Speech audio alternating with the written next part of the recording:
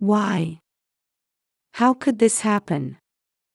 For days after my beloved daughter left for her honeymoon, I was suddenly informed that she had died in an accident. Just when she had found a good person and was about to start a happy life. During the funeral, her husband was also crying, saying he couldn't regret it enough. However, I felt something odd about one of his statements. Something was off. Could it be murder? With an uneasy feeling in my chest, I began investigating the incident that took my daughter's life, not knowing that the truth would plunge me into despair. I had raised my daughter Taylor alone since losing my husband to an accident when I was young. She was my pride and joy, honest, straightforward, and devoted to her parents. Since I had been a single parent and caused her some hardships, I was truly delighted when she introduced me to a man. Her marriage partner, Harry, seemed like a serious person. His parents had already passed away, and he had no siblings, claiming to be completely alone in the world. At first, I had the impression that he was a fine young man with a refreshing appearance and seemingly flawless character. What? You're not having a wedding ceremony? My daughter looked very displeased when she told me this. Harry said he doesn't like flashy or conspicuous things, and it's a waste of money to just register the marriage. But didn't you say you wanted to wear a wedding dress? My daughter is a girl after all, so she must have wanted to wear that once-in-a-lifetime attire. However, at this point, a disagreement with Harry had emerged. He says he wants to splurge on the honeymoon with the money we save. He really wants to go on an overseas trip. I see. Indeed, if they wanted to have a decent-sized wedding ceremony and enjoy an overseas trip, it would be quite expensive. However, I thought it was inappropriate not to listen to any of my daughter's wishes. They could have a domestic trip, or if they insisted on going abroad, they could look for cheaper options. Surely Harry could compromise somewhere. I felt uneasy, thinking that Taylor was being taken lightly, but I didn't want their relationship to sour at this point. So, I decided to invite them both to my home. Hey, is it okay if I try to persuade Harry? After getting my daughter's permission, I arranged to speak directly with Harry. Harry, I want you to listen to this as my selfish desire to see my daughter in her wedding attire. Couldn't you at least have a wedding ceremony just for the photos? But I really want to make the honeymoon special, you know. For him, who has no parents, it might not sit well to have me taking Taylor's side as a parent figure. However, it's said that dissatisfaction with marriage and childbirth can last a lifetime. Besides, it shouldn't be wrong to bring in a little parental desire to fulfill my daughter's wish. I spoke as carefully and amicably as possible, trying not to offend him. We'll include Taylor's favorite activity, diving, in the plan. But it's quite popular, so it's quite expensive. Is that so? That sounds fun. In that case, I'll pay for all the wedding photo costs. Consider it a wedding gift. How's that? Really? That's great. Thank you so much. I'm happy that I'll get to see Taylor looking beautiful too. The moment I said I'd cover the costs, his expression brightened, and I couldn't help but give a wry smile. Is he unexpectedly stingy? Although I felt a bit uneasy about the future, At least this way, we could have a photo wedding. My daughter got to wear about 3 dresses she liked. Once we started, Harry seemed to get into it too, not complaining about changing outfits or moving to different locations. In the end, it seemed to become a good memory for both of them, so I was glad I had persuaded them. The day after taking lots of great photos and having a small dinner party, my daughter and her husband left for their honeymoon in Australia. I'll bring back lots of souvenirs. That was the last time I heard my daughter's voice. What? What did you say? I suddenly received a call from someone claiming to be the local police, telling me that my daughter had died. This happened just 4 days after Taylor and Harry had left. They said my daughter had drowned while diving. Apparently, the day before they were to go into the sea, my daughter had sprained her ankle while sightseeing in another location. Despite this, she insisted on going into the water because she had been looking forward to it so much. The person on the phone seemed to have changed from the police to Harry at some point, but honestly, I don't remember much about that moment. When I came to my senses, only Harry had returned, my daughter's remains had been brought to the funeral home, and I was holding Taylor's memorial portrait. And I was receiving condolences from the funeral attendees. It was then that I felt like I could finally face what was happening in front of me. Perhaps because I was like this, or maybe because he was feeling the same way, Harry hardly spoke to me until the funeral. Thank you all for attending my wife's funeral today. Harry was addressing the microphone, but his voice was flat, almost mechanical. However, as he began to describe the circumstances of my daughter's death, Harry's voice started to tremble. Finally, he began to sob, his words becoming fragmented. No one would expect things to turn out like this when they were about to start a happy life together. Of course he'd react that way. Huh?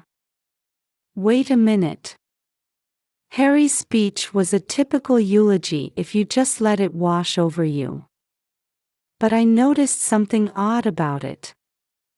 During breaks in the funeral, I had the chance to talk with my daughter's friends who had attended, and I found something else puzzling there too.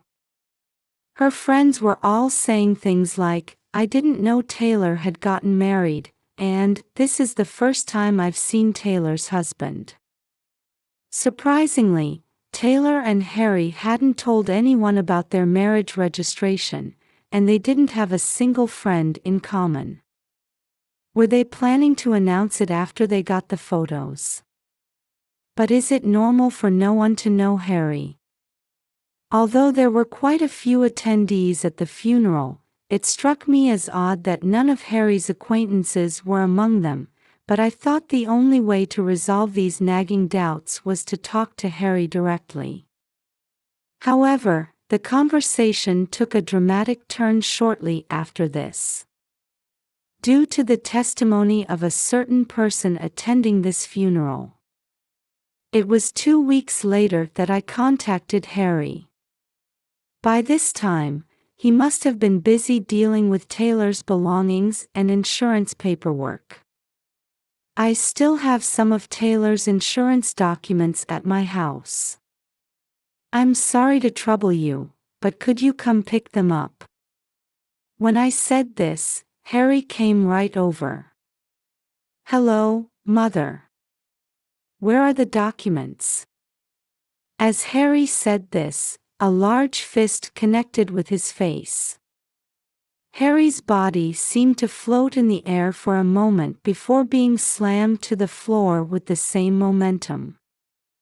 Harry could only look confused as he held his struck face.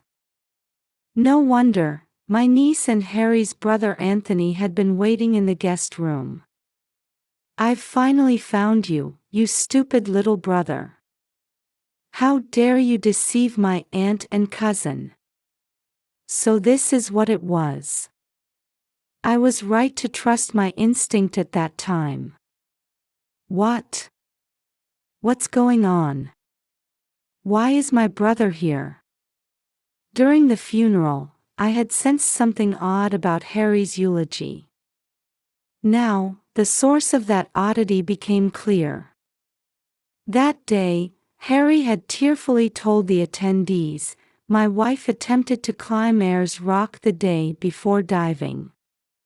He said she had lost her footing and sprained her ankle, which is why she couldn't swim well and drowned."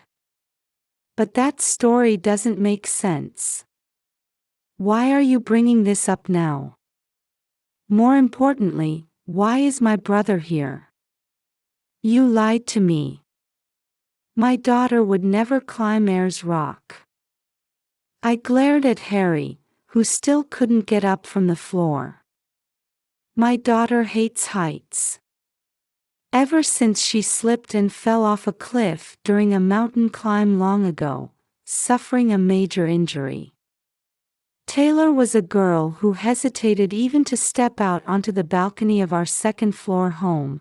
She was so terrified of falling from high places. There's no way such a Taylor would willingly climb an unstable rock mountain. Taylor listened to my selfish request. I begged her, saying that climbing would soon be prohibited, and I really wanted to go before that happened. She agreed, but because of that, Harry's voice trailed off. His face seemed to suggest he felt responsible, but I wasn't about to be fooled by such an act. Even if that were true, a normal husband would have stopped her from diving if she had sprained her ankle. Besides, Taylor had diving as a hobby, so she would have understood the dangers of diving when in poor condition. She wasn't foolish enough to take such a risk just because she was looking forward to it. Besides, I don't trust you anymore. You, whose background I don't even know. No, that's... As Harry mumbled, still sprawled on the floor, Anthony grabbed him by the neck and forced him into a formal sitting position. Probably due to the earlier punch to the face, Harry was shaking and crying. Anthony was a tall, strong man. He's apparently a martial arts instructor, so it's no wonder Harry would want to cry if such a person angrily punched him. But I felt no sympathy for Harry. You still haven't learned your lesson and you're still doing this kind of thing. Since when did you start going by the name Harry? Your name is Daniel, isn't it? Oh, so that's your real name. Who exactly are you? Why did you use a false name to deceive me and my daughter? Explain it yourself. Daniel, formerly known as Harry, averted his eyes from me and refused to answer. Everything about his identity had been a lie. His occupation, his claim of having no relatives, it was all made up. In reality, his parents are still alive, and he even has 2 older brothers. If you won't say it, shall I? I already know everything you've been doing. You've been repeating marriage fraud all over the country, haven't you? I heard you were even in prison once.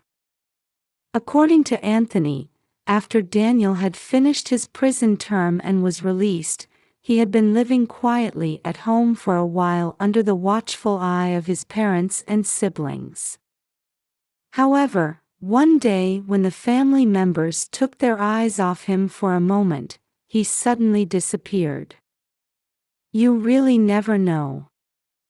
To think such a terrible person was living so close by without me noticing anything. But thanks to my niece, we were able to find out. It was my niece's testimony that she thought she saw this person in a photo her senior showed her that led to the discovery of his true identity. My niece had gone to a university away from her hometown and found a job in that area after graduation. Your brother was a senior member of the club I was in.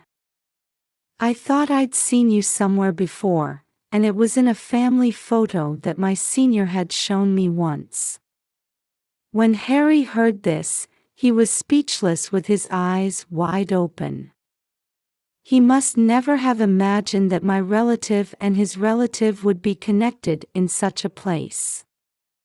I thought it might be a coincidence because the names were completely different, but I never imagined he'd be such a dangerous person. I truly don't know how to apologize enough. Anthony bowed his head to us, seemingly apologetic from the bottom of his heart. This guy has been cheating people out of money and putting them down since he was a kid.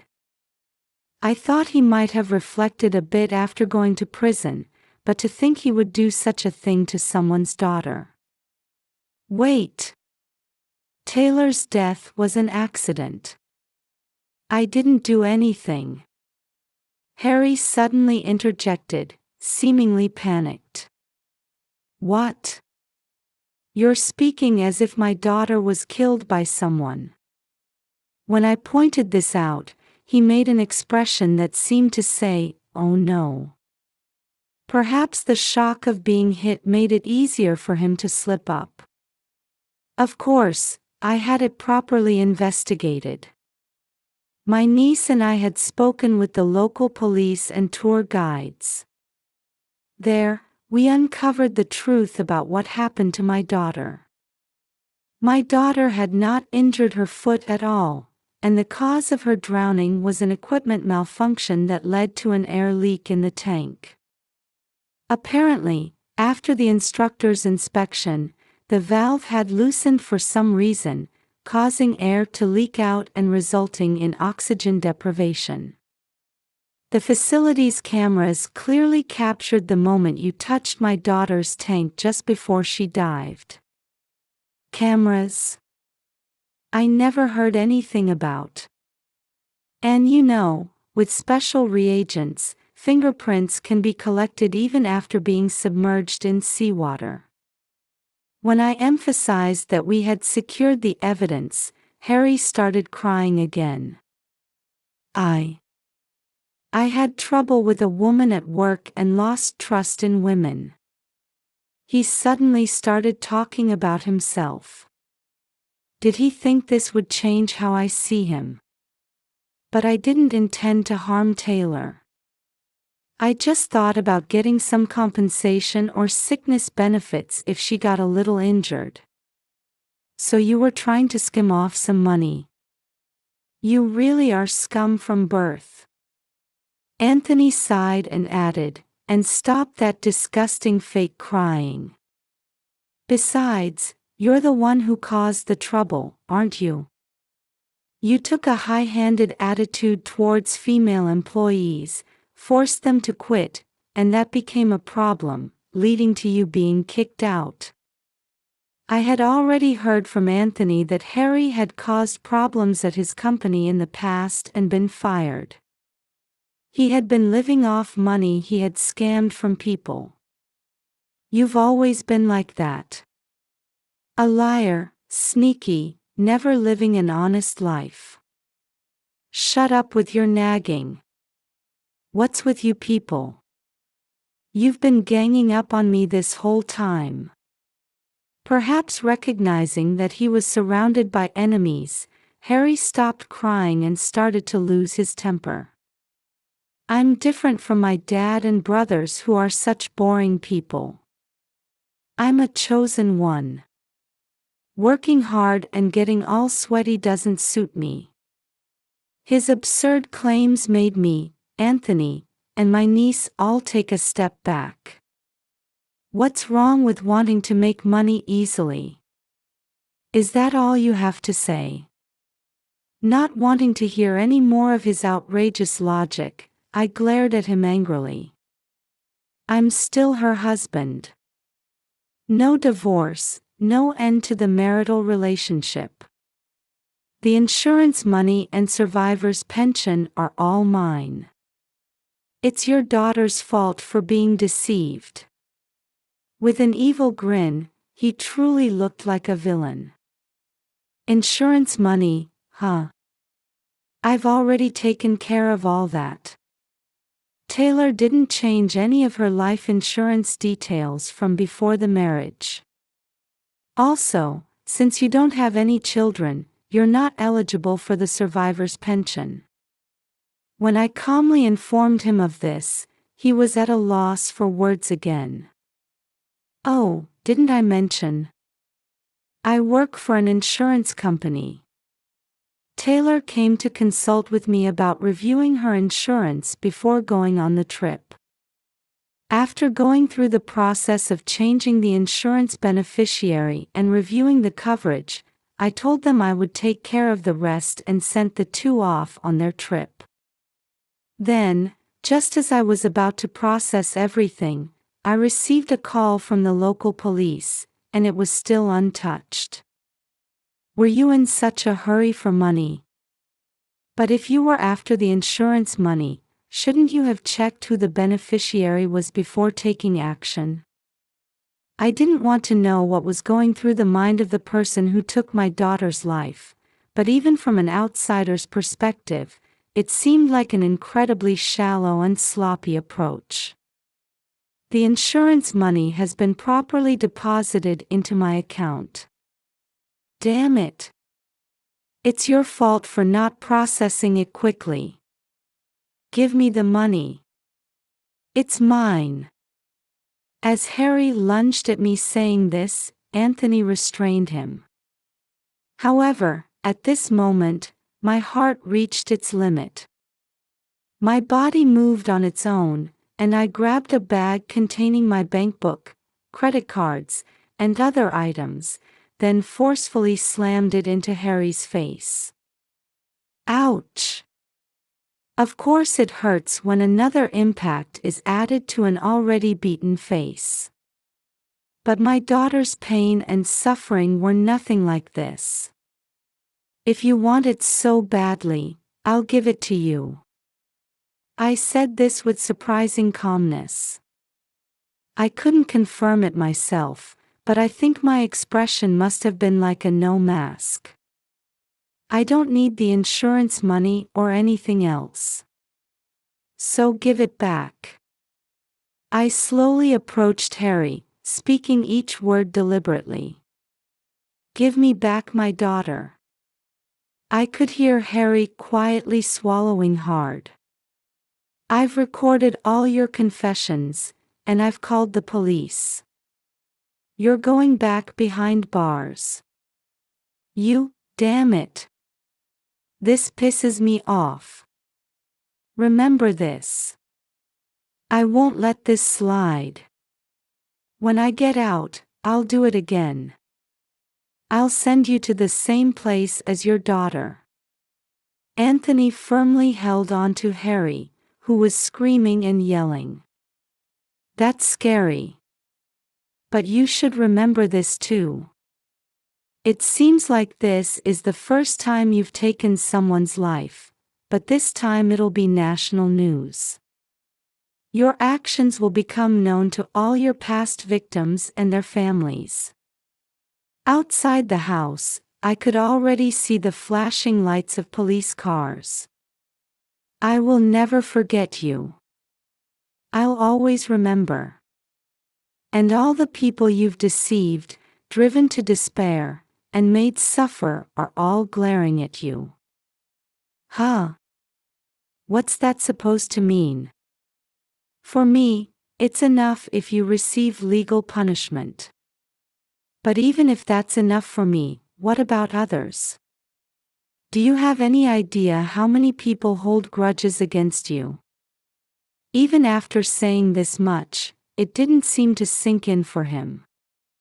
Not everyone seeks revenge through proper methods, you know. Whatever punishment anyone gives you, you'd better accept it without complaint. My niece showed the arriving police officers into the house. Your name, face, crimes, and punishment will all be made public. I wonder who will be waiting for you on the day of your release, and what they'll have prepared. I could see the blood drain from Harry's face as he looked at me. It seems he finally understood what I was saying. Perhaps he was counting his sins. Anthony held on to Harry's arm until the very end. And Harry showed no signs of trying to escape, allowing himself to be dragged away by the police. Maybe he had lost the will to resist due to fear of what would happen to him from now on. Thus, Harry, or rather Daniel, was arrested, and his face and real name were made public in national news, bringing his misdeeds to light. With one crime piled upon another, it seems he won't be able to come out from behind bars for at least 10 years. Even if he could get out, what awaits him is a massive amount of damage claims and a lonely life. It seems his habit of trying to manipulate people with tears and lies hasn't improved even in prison, and he's spending his days without being trusted by anyone. To this day, my daughter's friends still visit my house regularly. Through these connections, I've made new friends too, and thanks to their presence, I'm inspired to live strongly for my daughter's sake as well.